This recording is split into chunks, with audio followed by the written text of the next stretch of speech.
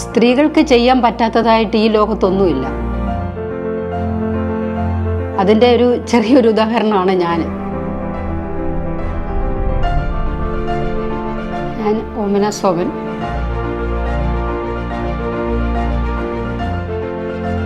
ഞാൻ കട്ടില്, കസേര, സെറ്റി, ദിവാന്, കതക്, ജനൽപ്പാളി എന്ന് വേണ്ട മരപ്പണിയുടെ എല്ലാ പണികളും ഞാൻ ചെയ്യും.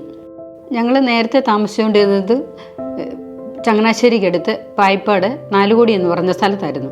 ആ സമയത്താണ് എൻ്റെ ചേച്ചിയുടെ വിവാഹം കഴിഞ്ഞു. ചേച്ചിയുടെ വിവാഹം കഴിഞ്ഞപ്പോഴത്തേക്ക് ഭയങ്കര കടമായി. കടം വീട്ടാൻ ഒരു മാർഗ്ഗവും ഇല്ലാതെ വന്നപ്പോഴത്തേക്ക് ഞങ്ങൾ ആ സ്ഥലം വിറ്റിട്ട് കറുകച്ചാൽ എന്ന് പറയുന്ന സ്ഥലത്ത് വന്ന് അവിടെ താമസമായി കഴിഞ്ഞപ്പോൾ ആ സമയത്താണ് ഞാൻ 10ാം ക്ലാസ് പാസ്സായി വീട് വരുന്നത്. കണക്കാണ് ഏറ്റവും ഇഷ്ടമുള്ള വിഷയം. കണക്കിന് എനിക്ക് 99% മാർക്കോട് കൂടി ഫസ്റ്റ് ക്ലാസ് വാങ്ങിച്ചാണ് ഞാൻ പാസ്സായത്. അന്ന് എൻ്റെ ഹെഡ് മിസ്ട്രസ് എന്നോട് പറഞ്ഞ് കോളേജിൽ പോയി ഫസ്റ്റ് ഗ്രൂപ്പ് എടുത്തേ പഠിക്കാവുള്ളൂ, നിനക്ക് എഞ്ചിനീയറോ അങ്ങനെ എന്തെങ്കിലും പഠിച്ച് മുന്നോട്ട് പോകാൻ സാധിക്കും, നിനക്ക് അതിനുള്ള കഴിവുണ്ട് എന്ന് പറഞ്ഞാണ് എന്നെ വിട്ടത്.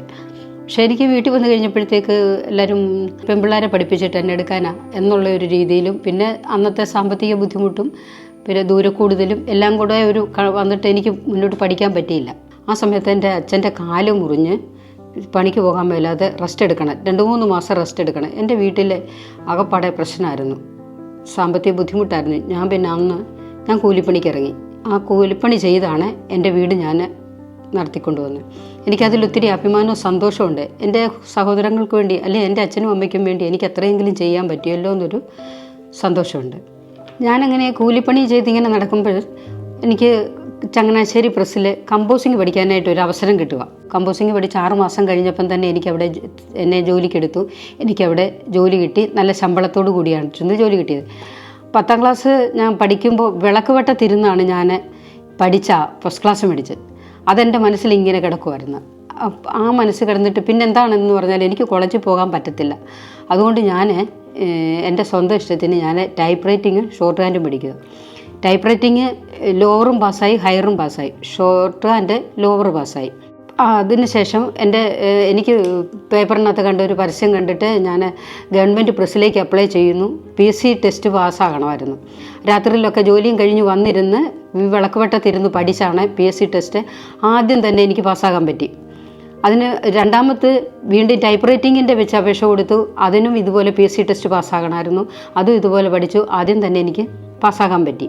അതിനുശേഷം 83-ലെ വിവാഹം നടന്നു 3 മാസം കഴിയുമ്പോൾ എനിക്ക് ഗവൺമെൻറ് പ്രസ്സിലും ജോലി കിട്ടി. ഈ ടൈപ്പ് റൈറ്റിങ്ങിൻ്റെ ജോലി തൊടുപുഴയിലും കിട്ടി. ഗവൺമെൻറ് പ്രസ് അന്ന് കണ്ണൂരും തിരുവനന്തപുരം മാത്രമുള്ളായിരുന്നു. എനിക്ക് കണ്ണൂരായിരുന്നു ജോയിൻ ചെയ്യാൻ പറഞ്ഞത്. സ്ത്രീകളെ എങ്ങനെയാണ് അത്രയും ദൂരെ വിടുന്നതെന്നും പറഞ്ഞുകൊണ്ട് എൻ്റെ ഭർത്താവും വീട്ടുകാരും വിട്ടില്ല. തൊടുപുഴയാണെങ്കിലും ടൈപ്പ് റൈറ്റിങ്ങിൻ്റെ അതിനും വിട്ടില്ല.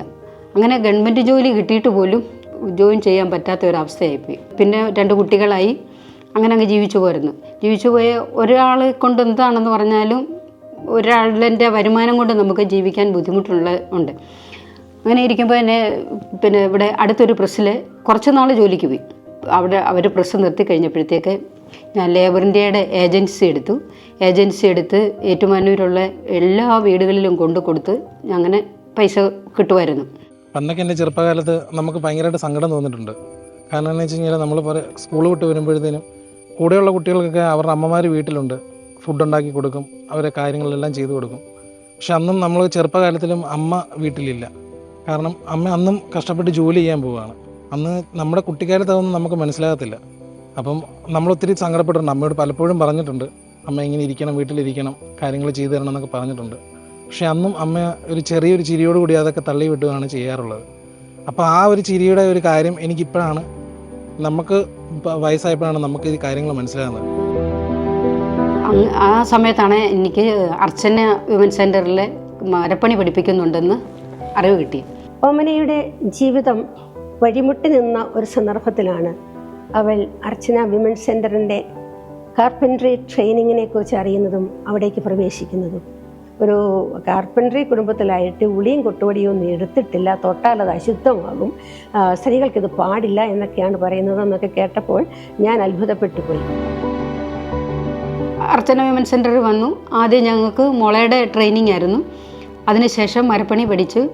മരപ്പണി പഠിച്ചു 3 വർഷം കഴിഞ്ഞപ്പോഴത്തേക്ക് MG യൂണിവേഴ്സിറ്റിയുടെ അഡൽ എഡ്യൂക്കേഷൻ ഡിപ്പാർട്ട്മെൻറ്റിൻ്റെ ഒരു പരീക്ഷയുണ്ടായിരുന്നു. ആ പരീക്ഷയ്ക്ക് എനിക്ക് ഫസ്റ്റ് റാങ്ക് വാങ്ങിക്കാൻ പറ്റി.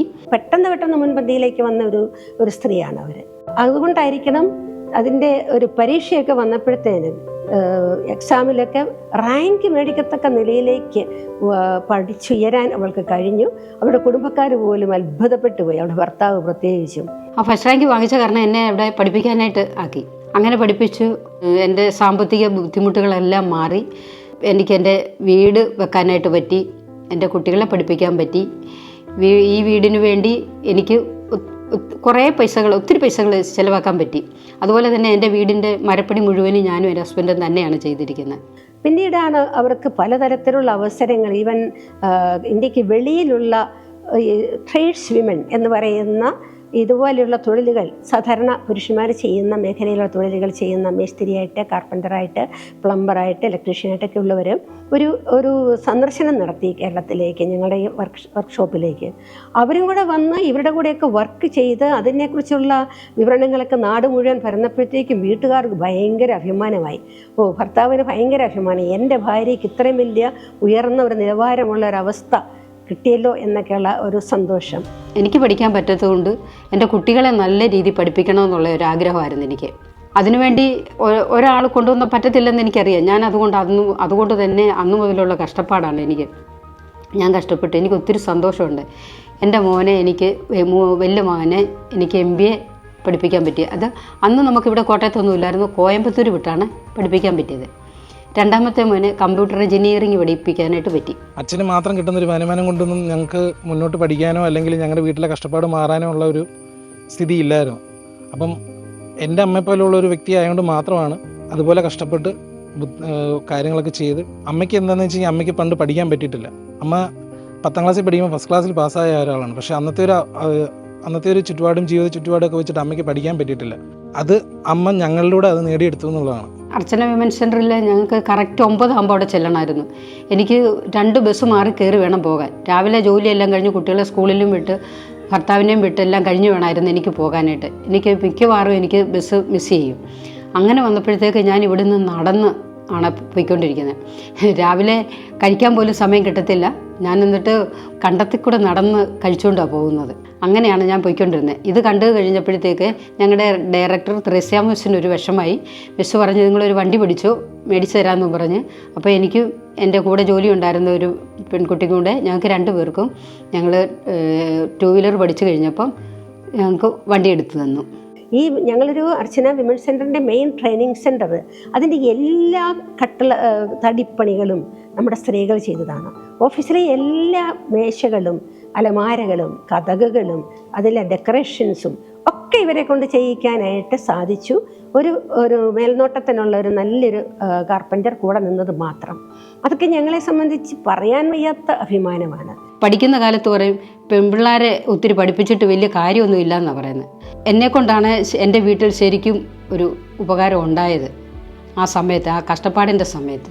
നമുക്കിപ്പം ഒരു ഫിനാൻഷ്യലി ഒരു ബുദ്ധിമുട്ട് വന്നാലും അത് നമ്മൾ പറയുക പോലും ചെയ്യാതെ അതിന് കണ്ടറിഞ്ഞ് കാര്യങ്ങളൊക്കെ ചെയ്യാൻ പറ്റുന്നത് അമ്മ അന്ന് കഷ്ടപ്പെട്ട് ജോലി ചെയ്യുന്നത് കൊണ്ടും അമ്മയ്ക്ക് ചെയ്യാനുള്ളൊരു മൈൻഡ് ഉള്ളതുകൊണ്ടുമാണ് അമ്മയ്ക്ക് നമ്മളെ തീർച്ചയായിട്ടും ഹെൽപ്പ് ചെയ്യാൻ സാധിക്കുന്നത്. മനസ്സ് പതറിയ ഓമനയ്ക്ക് ഇന്ന് ലോകത്തിൻ്റെ മുമ്പിൽ വളരെ നെഞ്ചെടുപ്പോടെ തലയെടുപ്പോടെ നിൽക്കാൻ കഴിയുന്നു. ഞാനൊരു കാർപ്പൻ്ററി വർക്ക്ഷോപ്പ് മാനേജ് ചെയ്തുകൊണ്ടിരിക്കുന്നു. 100കണക്കിന് സ്ത്രീകൾക്ക് അതിന് പരിശീലനം കൊടുക്കാൻ കഴിഞ്ഞു. സ്വന്തമായിട്ട് നിറയെ ഉൽപ്പന്നങ്ങൾ ഡിസൈൻ ചെയ്യാൻ കഴിഞ്ഞു എന്നൊക്കെയുള്ളതിൽ ഞങ്ങളുടെ ഇന്ന് അർച്ചന വിമൻ സെൻ്ററിൻ്റെ ഒരു അഭിമാന താരമാണ് ഓമന സോമൻ. വർക്ക്ഷോപ്പ് എനിക്ക് സ്വന്തമായിട്ട് എനിക്ക് വിട്ടു തന്നിരിക്കുവാണ്. അപ്പോൾ കാർപ്പൻട്രിയുടെ എത്ര മിഷൻ ഉണ്ടോ അത്രയും മിഷൻ എനിക്ക് വർക്ക് ചെയ്യാൻ പറ്റും. എൻ്റെ കുട്ടികൾ, എനിക്ക് 2 കുട്ടികളാണ്, 2 ആൺപിള്ളേരാണ്. അവരെ നല്ല രീതിയിൽ ഒരു നല്ല മനുഷ്യരായിട്ട് ജീവിക്കാൻ പഠിക്കുക, പിന്നെ നല്ല രീതിയിൽ വിദ്യാഭ്യാസം നേടുക. അതാണ് ഞാൻ എൻ്റെ അമ്മയിൽ നിന്നും പകർത്തിരിക്കുന്നത്. അതാണ് എല്ലായിടത്തും ഒരു സ്പെഷ്യൽ ഓമന ടച്ച് കൊടുത്തുകൊണ്ട് നല്ല ഓമനത്വത്തോടെ ഇടപെടുന്ന ഒരു ഓമനയാണ് ഞങ്ങളുടെ ഓമന സോമൻ. അപ്പം ആ ഒരു അമ്മയുടെ മകനായിട്ട് ജനിക്കാൻ തന്നെ കഴിഞ്ഞതും ഞാൻ നല്ലൊരു ഭാഗ്യമായിട്ട് കാണുക. നമുക്ക് എത്ര കഷ്ടപ്പാടുണ്ടോ നമ്മുടെ കഷ്ടപ്പാടും പറഞ്ഞുകൊണ്ട് നമ്മുടെ കുടുംബത്തിരിക്കാതെ സ്ത്രീകളെ ഓരോരുത്തരും പുറത്തോട്ടിറങ്ങി എല്ലാവർക്കും അവരവരുടെ ആഗ്രഹത്തിനൊത്ത് അവരുടെ ഇഷ്ടത്തിനനുസരിച്ച് എന്തെങ്കിലും തൊഴിൽ കണ്ടുപിടിച്ച് അത് ചെയ്ത് ജീവിക്കുക. നമ്മൾ കഷ്ടപ്പാടും പറഞ്ഞിരുന്നാൽ നമ്മുടെ കുഞ്ഞുങ്ങളെ പഠിപ്പിക്കാൻ പറ്റിയല്ല. നമ്മുടെ കുഞ്ഞുങ്ങൾക്ക് എത്രയും വിദ്യാഭ്യാസം കൊടുക്കാവോ അത്രയും വിദ്യാഭ്യാസം കൊടുക്കണം.